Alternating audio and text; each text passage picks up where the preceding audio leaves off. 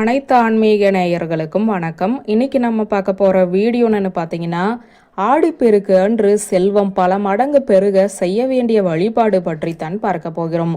ஆடி மாதத்தின் 18வது நாளையே ஆடிப்பெருக்கு திருநாளாக நாம் ஆண்டுதோறும் கொண்டாடுகிறோம். இது பெருக்கத்திற்குரிய நாளாக கருதப்படுகிறது.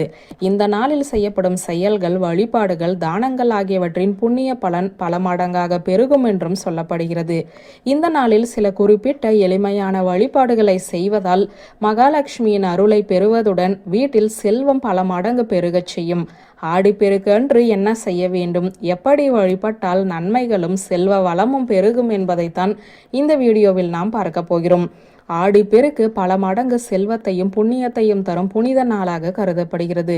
நீர்நிலைகளுக்கு நன்றி தெரிவித்து வழிபடும் நாளே ஆடிப்பெருக்கு நாளாக கருதி கொண்டாடப்படுகிறது.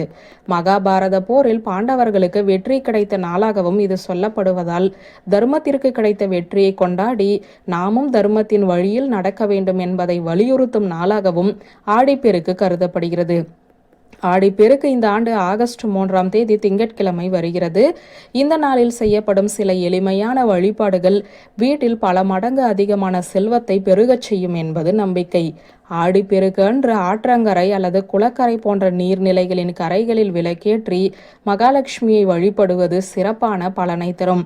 நீர்நிலைகளை காவிரி எண்ணெயாக பாவித்து மஞ்சள், குங்குமம், பூ, வெற்றிலைப்பாக்கு போன்ற மங்கள பொருட்களை சீராக படைத்து வழிபடுவது வாழ்வில் மங்களங்களை பெருகச் செய்யும் என நம்பப்படுகிறது.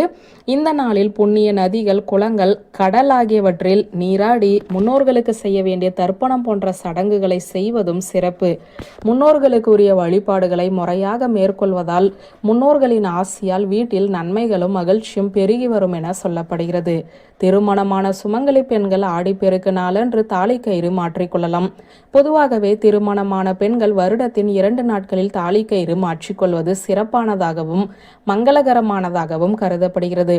ஒன்று மதுரை மீனாட்சி திருக்கல்யாணம் அன்று, மற்றொன்று ஆடிப்பெருக்கு நாள். இந்த ஆண்டு ஆடிப்பெருக்கு அன்று தாலிக்கயிறு மாற்றிக்கொள்ள நல்ல நேரம் காலை 7:45 முதல் 8:45 வரையிலான நேரம் நல்ல நேரமாக சொல்லப்படுகிறது.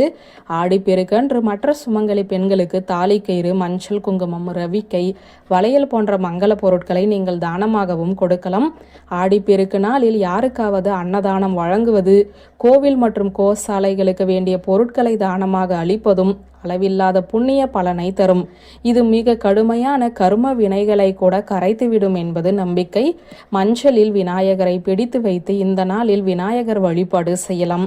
மஞ்சளுடன் கொஞ்சம் தண்ணீர் அல்லது பசும்பால் விட்டு பிடித்து வெற்றிலை அல்லது வாழை இலையின் மீது வைத்து விநாயகரை வழிபட வேண்டும். இது எளிமையான வழிபாடாக இருந்தாலும் மிகவும் சக்தி வாய்ந்த வழிபாடாக கருதப்படுகிறது. இது தடைகளை நீக்கவும் சுப காரியங்கள் தடையின்றி நடக்கவும் செய்யப்படும் வழிபாடாகும். பசுமாட்டிற்கு பூஜைகள் செய்து அவற்றிற்கு தேவையான உணவுகளை கொடுத்து வழிபட வேண்டும். ஆடிப்பெருக்கு அன்று தினசரி வீட்டில் சமையலுக்கு பயன்படுத்தும் அரிசி, பருப்பு போன்ற பொருட்கள் குறையாமல் வாங்கி நிரப்பி வைக்க வேண்டும். ஆடிப்பெருக்கு அன்று தங்க நகை வாங்க முடியாதவர்கள் செல்வம் பெருக கல்லுப்பு, மஞ்சள் ஆகியவற்றை சிறிதளவாவது வாங்கி வைக்கலாம். ஆடிப்பெருக்கு அன்று குபேரருக்கு நாணயங்களால் அர்ச்சனை செய்து வழிபடலாம். வீட்டில் குபேர பூஜை செய்து வழிபடுவது மிகவும் சிறப்பு. இப்போது அந்த மந்திரத்தை பார்க்கலாங்க. ஓம் ஸ்ரீம் ஹரீம் க்ளீம் ஸ்ரீம் லக்ஷ்மி குபேராய நமக என்ற மந்திரத்தை 108 முறை சொல்லி அர்ச்சனை செய்வதனால் வீட்டில் குறையாமல் செல்வம் பெருகி கொண்டே இருக்கும். சூரியன் மற்றும் புதன் கிரகம் சேரும் நாள் தான் ஆடிப்பெருக்கு என்பதால் இந்த நாளில் வீட்டில் நவதானியங்கள் வாங்கி வைத்து வழிபடலாம். வியூவர்ஸ், இந்த வீடியோ உங்களுக்கு பிடித்திருந்த லைக், கமெண்ட், ஷேர் பண்ணுங்க. நன்றி.